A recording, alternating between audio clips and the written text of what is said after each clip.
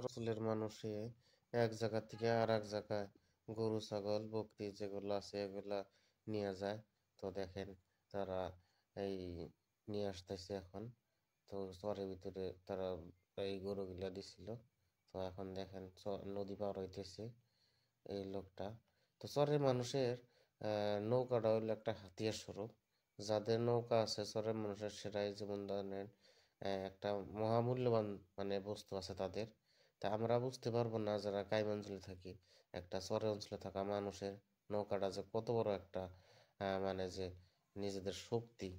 তো যতই পানি আসুক না কেন, যতই অসুবিধার সম্মুখীন হোক না কেন, চর অঞ্চলে মানুষের যদি তাদের একটা নৌকা থাকলো তাহলে তাদের অসুবিধা যথেষ্ট পরিমাণে কম হয়। কারণ তাদের সব সময় প্রাকৃতিকের সাথে যুদ্ধ করা লাগে, নয় মানে বানপানির সাথে যুদ্ধ করা লাগে।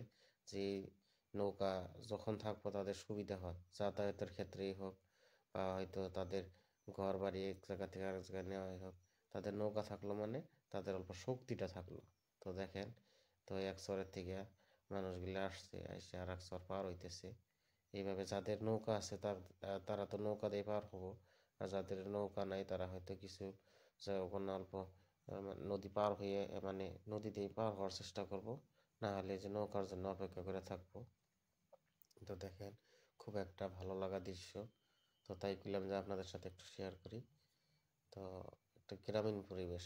তো দেখেন, তো ভিডিওটা যদি ভালো লাগে তাহলে ধন্যবাদ।